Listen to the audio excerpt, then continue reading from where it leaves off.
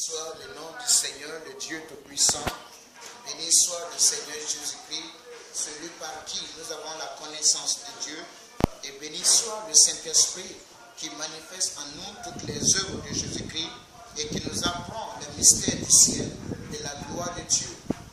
Frères et sœurs, auditeurs et auditrices, bienvenue à l'émission, au programme d'exhortation et d'évangélisation dénommé Temps de réveil que vous dispense la chapelle de l'évangile.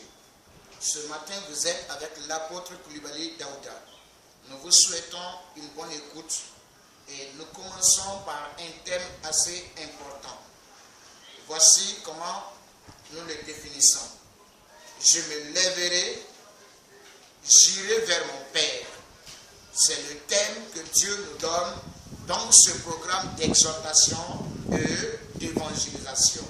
Je me lèverai, j'irai vers mon Père. Et ça se trouve dans Luc chapitre 15, le verset 18. Luc chapitre 15, le verset 18. Nous lisons cette parole du Seigneur. Je me lèverai, j'irai vers mon Père et je lui dirai, mon Père, j'ai péché contre le ciel et contre toi. Gloire à Dieu. C'est une déclaration formellement faite par le Fils prodigue, à savoir l'enfant qui avait extrait son père de sa conscience, l'enfant qui avait méprisé sa relation avec son père, qui avait détourné son regard de tous les bienfaits et de l'affection que son père lui prodiguait chaque jour de sa vie pendant qu'il était en famille. Il s'agit de ce même enfant qui a pris la moitié de l'héritage et qui est parti de la famille. C'est le même enfant qui a connu la folie de dépenser, de dilapider ses biens dans la débauche sous toutes les formes possibles. C'est le même enfant qui a expérimenté certaines douleurs, certaines tristesses, le chagrin. C'est le même enfant qui a connu l'insécurité qui aujourd'hui, maintenant, est en train de s'exprimer. S'étant assis, comme la Bible dit, étant rentré en lui-même, il s'est rendu compte de beaucoup d'erreurs. Il a vu ce qu'il connaissait et dès lors, il a pris une décision. Certainement dans son cœur, mais dans notre cas ici, la décision de son cœur a été également exprimée dans sa bouche. Il a dit, je me lèverai, j'irai vers mon Père et je lui dirai. C'est ce que, en fait, Dieu attend de chaque personne qui était dans la condition similaire à celle de ce jeune homme. L'objectif de ce message, c'est de pousser chaque personne à un réveil actif. Ça veut dire, ce ne sont pas des remords que Dieu attend de nous. Non, il veut que nous prenions conscience, mais pas que nous ayons une prise de conscience qui nous amène toujours à culpabiliser et à rester là dans cette attitude de culpabiliser continuellement. Dieu ne nous appelle pas non plus à nous juger. Il ne nous appelle pas à nous morfondre sur notre situation. Ce qu'il veut, c'est que nous prenions conscience. Et qu'en prenant conscience, nous ayons un sursaut, nous commencions à agir dans le sens à nous réconcilier avec Dieu, dans le sens à revenir dans la maison de notre Père, à vivre l'esprit de la famille et à connaître l'intimité de notre Père, son autorité et sa chaleur. Voici l'objectif dans lequel Dieu nous donne ce message. Le jeune homme a dit, je me lèverai, j'irai vers mon Père. Parce que ce n'est pas le lieu maintenant où il faut rester. Ce n'est pas dans cette condition où il faut s'asseoir. Il a vraiment pris conscience parce que premièrement, il l'a vécu. Et il en est donc témoin réellement. Mais certainement en le vivant, des pensées sont montées dans son cœur. Et cela l'a assagi. Il a compris beaucoup de choses et donc ses décisions pouvaient être de bonnes décisions. Comme ce jeune homme, il est important de comprendre pour vous que chaque expérience douloureuse que vous avez traversée, chaque situation de chagrin que vous avez connue, chaque situation de détresse dans laquelle vous êtes passé, ne devrait pas être des voies qui vous détruisent, ne devrait pas être des choses qui vous amènent à mourir, à périr. Mais ces choses devaient être des occasions de sursaut dans votre conscience. Et vous nous amener à des engagements salutaires désormais. C'est très important. Cet enfant l'a vécu. Et je suis convaincu que beaucoup d'entre vous aussi ont vécu véritablement ces genres d'expériences, ont vécu ces situations.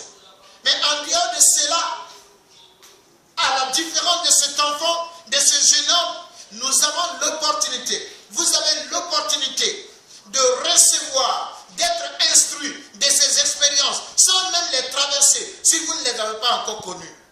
Lui, il n'avait peut-être pas encore été averti, il n'avait pas encore découvert ce qui pouvait donner la vie en dehors de sa famille, ce qui pouvait donner la vie en dehors de la relation avec son père.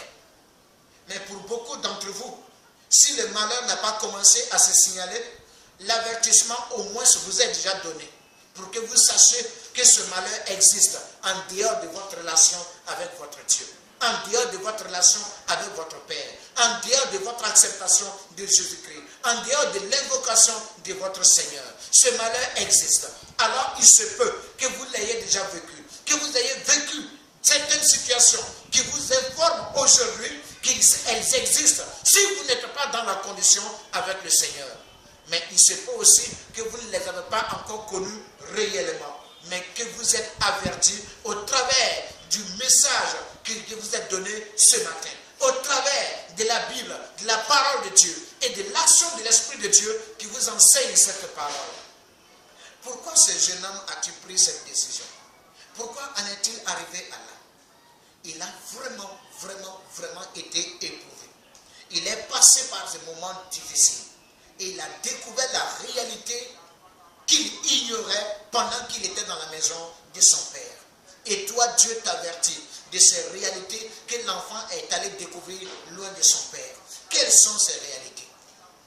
Il a senti, il a découvert qu'il vit le malheur, certainement, s'il ne connaît pas Jésus. Il vit le malheur à tous égards s'il ne connaît pas le Seigneur. Certaines personnes qui m'entendraient diront ce matin, mais ça veut dire que quand on est en Christ, on n'a pas de difficultés, on ne rencontre pas de problèmes. On peut rencontrer de l'adversité. Ça, c'est normal. Mais ce qui est différent du malheur, et même ce malheur que nous pouvons rencontrer, nous le rencontrons désormais avec quelqu'un qui est avec nous. Le Dieu vivant qui nous soutient.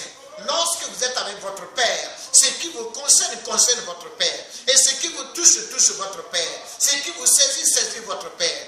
Alors, si vous êtes sous la coupole de Dieu, et si vous êtes dans la relation avec le Seigneur, si Dieu est avec vous et que son autorité est sur votre vie, tout ce que vous traverserez, vous le connaîtrez avec lui. Et si vous avez le soutien de Dieu, si vous avez l'assistance de Dieu, si vous avez la caution de Dieu, si vous avez la bonne main de Dieu sur vous, ce qui était censé vous détruire ne fera que vous fortifier. Vous savez, si vous vous trouvez être un poil de l'éléphant, vous aussi vous abattez des arbres. Ça veut dire que nous savons qu'un simple poil ne peut pas abattre un arbre. Mais un poil de l'éléphant, ça veut dire attaché à l'éléphant, abat aussi des arbres. Parce que l'éléphant abat des arbres. Alors si c'est avec Christ, si c'est avec Dieu que tu rencontres tes situations, si c'est avec lui que tu dois avancer, alors tu remporteras la victoire. Parce que Dieu la remportera avec toi, Dieu la remportera pour toi, Dieu la remportera dans ta faveur. C'est ainsi que David dit dans le psaume 60 au verset 14. Il dit, avec Dieu, nous ferons des exploits. Nous ferons. Mais c'est avec Dieu que nous le ferons. Et Ésaïe a déclaré ceci dans Ésaïe 26 au verset 12. Il dit, Éternel, tu nous donnes la paix. Parce que tout ce que nous faisons, c'est toi qui l'accomplis pour nous. C'est nous qui faisons. C'est nous qui sommes présentés. Mais c'est toi qui l'accomplis.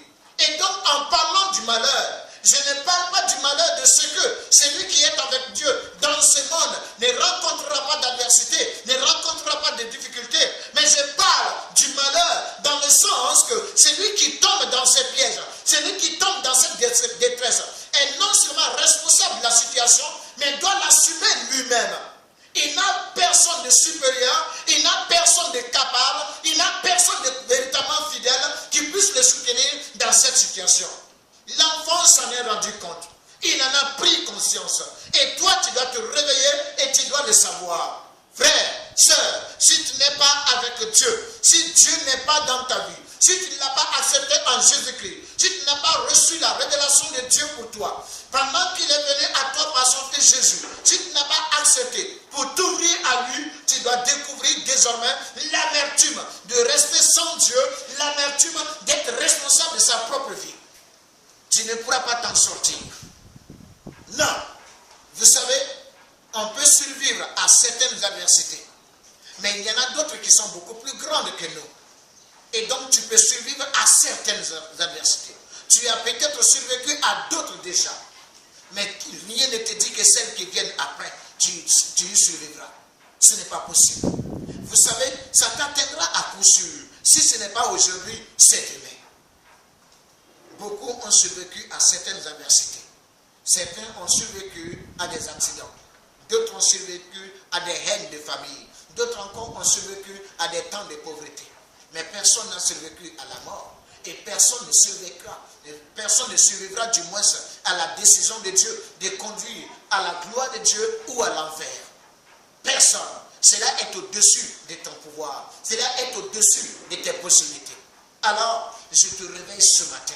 Par l'Esprit de Dieu, je t'interpelle.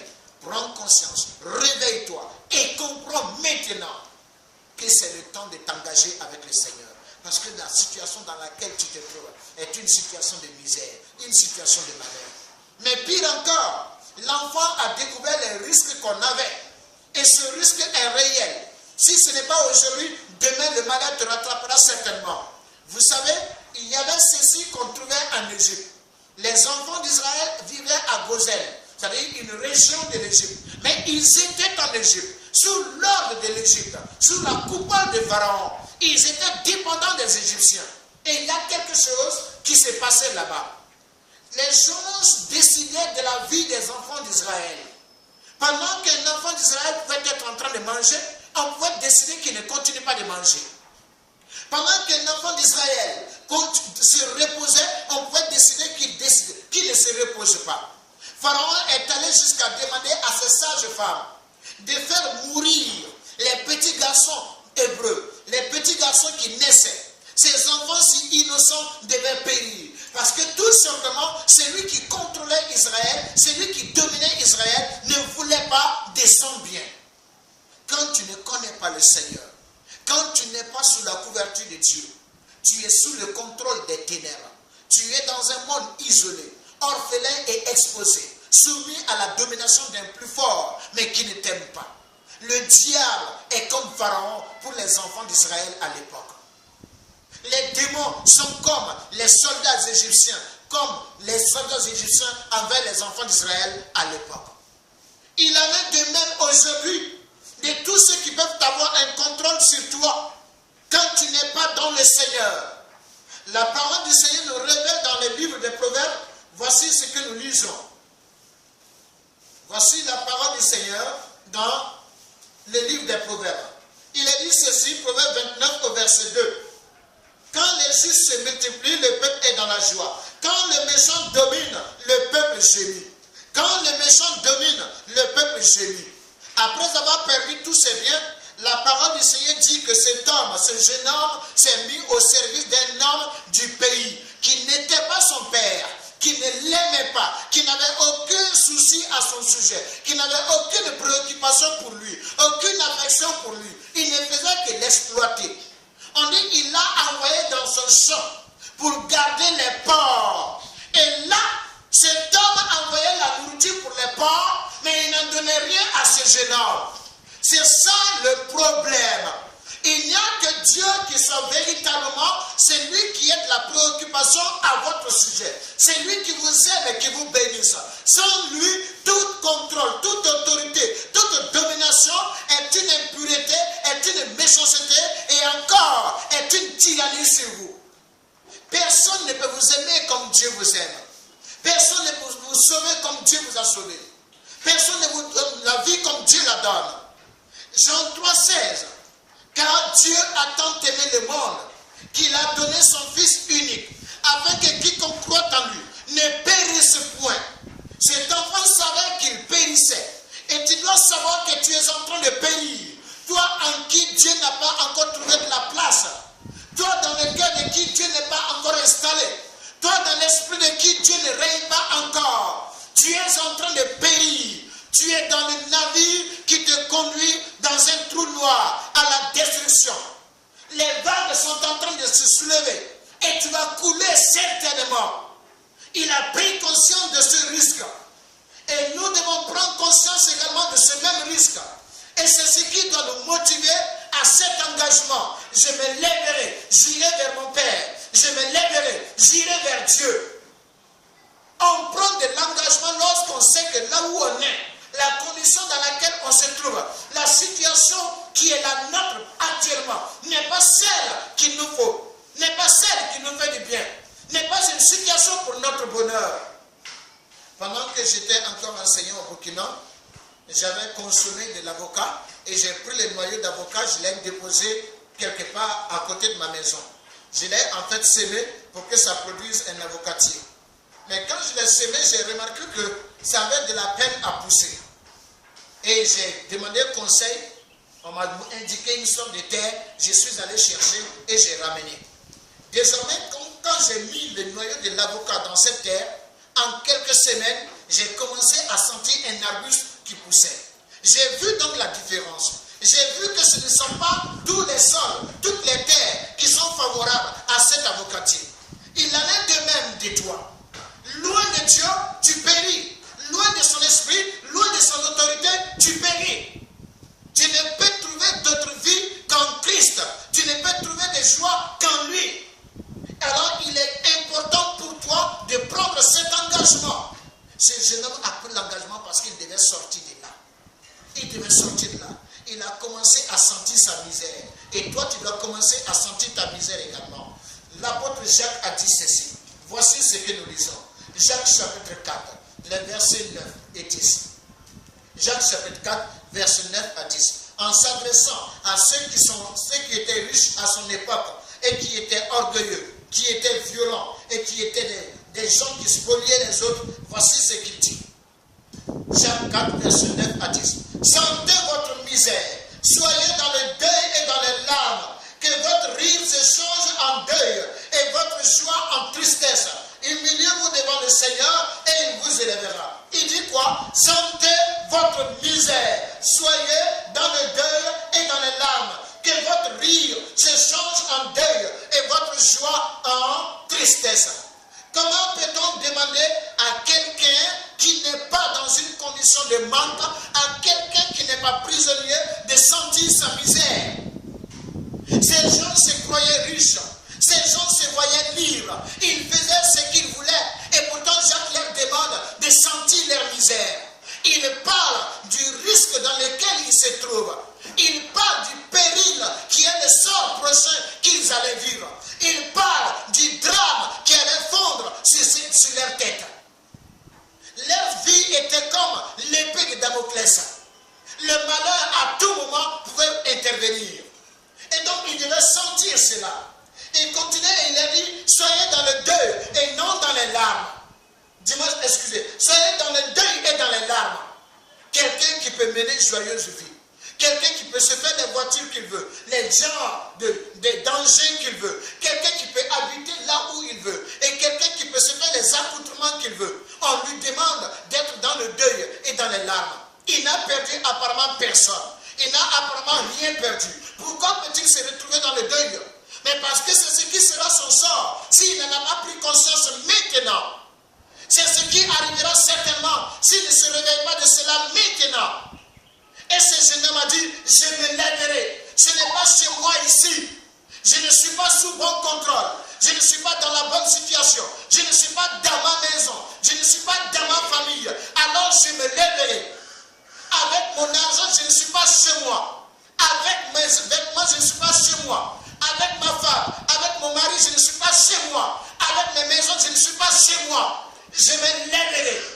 Avec ma pauvreté, je ne suis pas chez moi. Avec mon handicap, je ne suis pas chez moi. Avec mon habileté, je ne suis pas chez moi. Avec ma force, je ne suis pas chez moi. Je me lèverai et j'irai vers mon Père. Je me lèverai et j'irai dans la relation avec mon Dieu. Je me lèverai et j'irai dans l'intimité de mon Sauveur. je me lèverai et je m'ouvrirai à Jésus-Christ pour l'accepter et pour vivre son alliance, pour vivre son intimité. C'est très important. Pourquoi devons-nous prendre cet engagement? Nous le prenons pour la simple raison que si nous ne nous décidons pas, là où nous sommes, ce n'est pas pour notre bien. Non, c'est le mauvais sort, c'est le péril qui nous attend, c'est la destruction qui nous attend. Noé et ses fils étaient dans l'arche. Tant qu'il n'avait pas encore commencé à pleuvoir, les gens de son époque pensaient que tout allait bien. Mais la pluie allait s'annoncer, la pluie allait se manifester. Les torrents allaient se déchaîner. Quand c'est arrivé, au moment où ils allaient se décider, c'était trop tard. Pour toi, il ne faudrait pas que ce soit trop tard. Non. L'une des raisons pour lesquelles l'enfant devait également se décider, c'est qu'à partir du moment où il sait qu'il est dans la misère, il sait qu'il est dans le deuil, il sait qu'il est dans les larmes, il sait qu'il ne peut pas connaître la véritable joie, alors il fallait qu'il aille à Dieu, quelle que soit l'opportunité à trouver. Tu ne viendras pas pour savoir si, tu ne resteras pas chez toi pour savoir si l'opportunité est là ou pas. Tu ne resteras pas dans ta misère pour savoir si tu peux être sauvé ou pas. Viens à Christ, lève-toi, va à lui. Et c'est ce que ce jeune homme a fait. La Bible déclare qu'il s'est levé et il est allé vers son père. Lui-même a déclaré en disant ceci: mon père, j'ai péché contre toi et j'ai péché contre le ciel. Je ne suis pas digne d'être ton serviteur, d'être ton fils, excusez. Je ne suis pas digne d'être ton fils, mais traite-moi comme l'un de tes serviteurs. Il allait au moins, ne serait-ce que chercher la moindre opportunité qui pouvait lui donner de revenir à son père, de revenir dans sa maison. Quand tu sais que ça ne va pas, il ne s'agit pas de s'apitoyer. Il s'agit de se révolter positivement, de se révolter contre ce qui te détruit et d'aller à ce qui te fait du bien. Cet enfant s'est décidé. C'est à lui d'aller. Il ne savait pas d'abord qu'est-ce que son père allait faire. Il ne savait pas d'abord quelle allait être l'attitude de son père, comment il allait réagir. Mais c'était à lui d'aller le découvrir. Nous devons courir à Christ. Nous devons courir à Dieu. L'opportunité est ce qu'il nous faut. Parce que tant que nous n'avons pas l'opportunité, nous ne pouvons pas nous relever. Tant que nous n'avons pas l'opportunité, nous ne pouvons pas nous restaurer. Tant que nous n'avons pas l'opportunité, nous ne pouvons pas nous réhabiliter. Cela n'est pas possible pour nous. C'est pourquoi Dieu nous a donné Jésus. Il sait que c'est l'opportunité qu'il nous faut. Avant toute chose, nous avons l'opportunité à trouver. Et frère, sœur, saisis la moindre opportunité qui est la tienne. Celle que Dieu te donne. Et reviens à Christ. Le Seigneur a annoncé Jésus-Christ des milliers et des milliers d'années auparavant, avant qu'il ne soit né. Il lui a donné de manifester toute la divinité sur la terre. Il lui a donné d'être un modèle de vie pour toi. Et au-delà de tout cela, il lui a donné d'être sacrifié pour que toi tu aies sa vie. Alors si tu crois en Christ, c'est le cœur du Christ qui est en toi. Si tu crois en Christ, c'est le cerveau du Christ qui est en toi. Si tu crois en Christ, c'est le sang du Christ qui est en toi. Si tu crois en Christ, c'est l'esprit du Christ qui est en toi. Alors Dieu t'honorera comme il a honoré Christ. Dans Matthieu 3, 17, il a dit à Jésus, au sujet de Jésus, celui-ci est mon fils bien-aimé, en qui j'ai mis toute mon affection. Alors si Christ habite en toi, si tu l'as accepté en toi, si tu l'as reçu en toi, alors tu es aussi l'objet de toute l'affection du Dieu vivant. Tu es réconcilié avec ton Dieu. Après avoir manifesté de la folie, cet enfant a commencé à retrouver la sagesse, à retrouver la raison. Il s'est dit, il faut que j'aille à l'opportunité. Et c'est ce qu'il a fait. Il s'est levé et il est allé. Dans Matthieu chapitre 9, nous lisons également l'exemple d'une femme qui est allée à l'opportunité. Matthieu chapitre 9, verset 20, je vais jusqu'au verset 22. Matthieu 9, 20 à 22. Et voici, une femme atteinte d'une perte de sang depuis 12 ans, s'approcha par derrière et toucha le bord de son vêtement. Car elle disait en elle-même, si je puis seulement toucher son vêtement, je serai guéri. Jésus se retourna et dit en la voyant, prends courage, ma fille, ta foi t'a guérie. Et cette femme fut guérie à l'instant même. Elle est allée au contact de l'opportunité d'être guérie, au contact de l'opportunité d'être sauvée. Elle a imaginé cette opportunité. Elle a dit, si je peux toucher le pan de sa robe. Elle n'avait pas reçu cette information quelque part. Elle n'avait jamais été enseignée que le pan de la robe de Jésus guérissait les malades. Mais elle était malade. Pendant 12 ans, elle perdait le sang. Elle avait perdu son statut social qui devait lui revenir véritablement. Une femme certainement de foyer honorable, celle qui devait enfanter. Elle avait tout perdu. Et pendant 12 ans, elle se débattait. Quand elle a entendu parler de Jésus, et quand Jésus était dans la foule, elle s'est dit, c'est à moi d'aller à cette occasion. C'est à moi d'aller à cette opportunité. Et c'est ce que cet enfant a fait. Dieu vous interpelle. Allez à l'opportunité d'être sauvé. Allez à l'opportunité d'être racheté. Allez à l'opportunité d'être réconcilié avec Dieu. C'est aujourd'hui cette opportunité pour toi. Il est dit ceci. Aujourd'hui, si vous entendez sa voix, n'endurcissez pas vos cœurs. C'est aujourd'hui que Dieu vous visite. C'est aujourd'hui qu'il vient à vous. Il l'a manifesté pour chaque période. Au temps de Jésus, ceux qui étaient là, Jésus en personne physique était leur opportunité.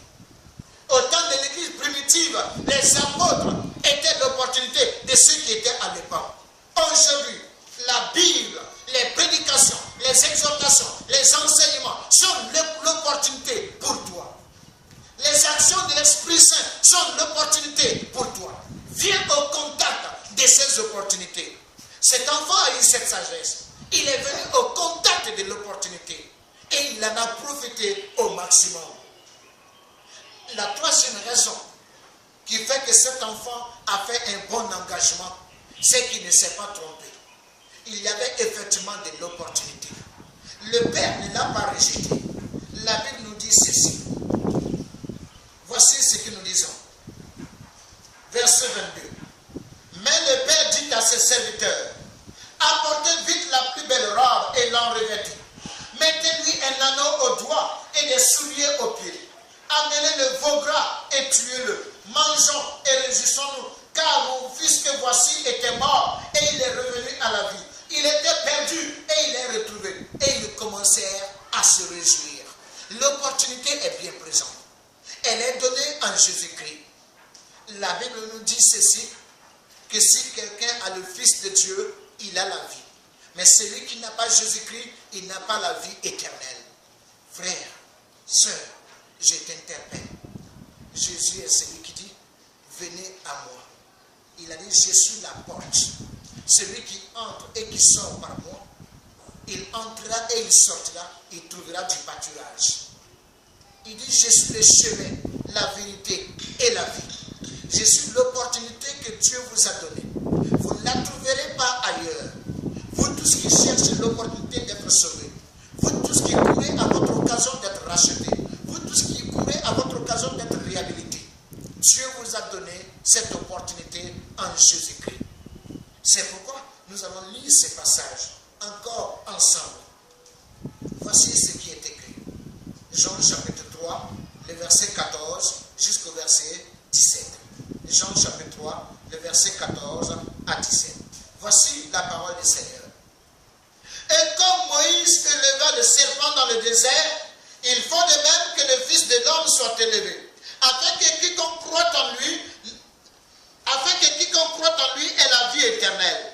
Car Dieu a tant aimé le monde qu'il a donné son Fils unique, afin que quiconque croit en lui ne périsse point, mais qu'il ait la vie éternelle. Dieu, en effet, n'a pas envoyé son Fils dans le monde pour qu'il juge le monde, mais pour que le monde soit sauvé par lui. Alléluia. Et comme Moïse éleva le serpent dans le désert, il faut de même que le Fils de l'homme soit élevé, afin que quiconque croit en lui ait la vie éternelle. Vous voyez? Alors, Jésus donne cet exemple à quelqu'un qui connaissait l'histoire d'Israël, et nous vous la donnons aujourd'hui en supposant cette même connaissance. En fait, dans l'histoire d'Israël, il est arrivé que dans le désert, les enfants du peuple de Dieu ont murmuré et ont commencé Dieu. Un sort s'est abattu sur eux. Des serpents du désert, des serpents très virulents, douloureux et meurtriers, les ont mordus. Et beaucoup ont commencé à mourir. Et pendant qu'ils mouraient, il n'y avait pas d'issue.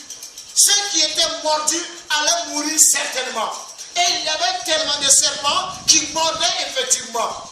Donc non seulement ils n'échappaient pas aux morsures des serpents, mais encore, une fois qu'ils étaient mordus, ils n'allaient pas échapper à la mort. L'étau se resserrait autour de ce peuple rebelle et incrédule.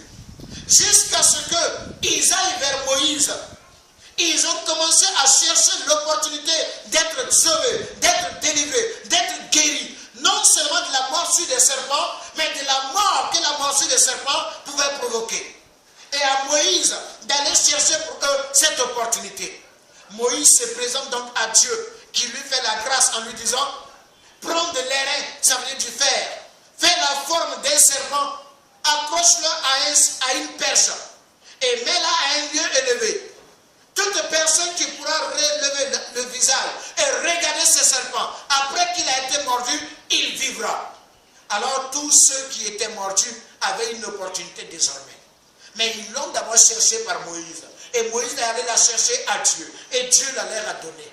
Vous n'allez pas créer votre opportunité, mais vous allez la chercher. Et celui qui vous la donne, c'est Dieu. Et l'opportunité que Dieu a donnée, c'est ce que nous avons découvert ici. Jésus a été présenté à la croix, comme le serpent a été présenté dans le désert, dans le but que tu aies l'opportunité d'être sauvé, délivré, racheté, béni, comblé, sécurisé, et que tu sois dans la gloire éternelle de Dieu. Que le Seigneur te bénisse infiniment et que sa grâce repose chaque jour sur toi, dans le nom de Jésus-Christ. Je vais prier le Seigneur.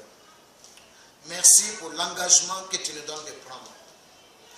Ce matin, pour tous ceux qui décident de vivre pour toi maintenant, tous ceux qui viennent à toi dans le but d'être rachetés, je prie que tu aides les uns et les autres. Tu leur donnes le cœur de sagesse, d'intelligence, et que tu leur donnes la possibilité d'être encadrés où qu'ils soient, qu'ils grandissent avec toi et qu'ils connaissent la sécurité, qu'ils soient épargnés du péril qui était le sort qui leur était réservé. Je prie que ta lumière vienne en nous maintenant et que toute la gloire te revienne, Dieu vivant, toi qui nous as donné l'unique opportunité et l'opportunité éternelle d'être sauvés, à savoir ton Fils Jésus. Merci. Nous confessons ce matin qu'il est ton Fils et qu'il est notre modèle, qu'il est mort à la croix pour nous, il a été enseveli, il est ressuscité par la victoire sur la mort, il est à ta droite et que c'est avec lui que nous serons assis définitivement. Notre sort est en Christ désormais. Merci de l'avoir fait au nom de Jésus.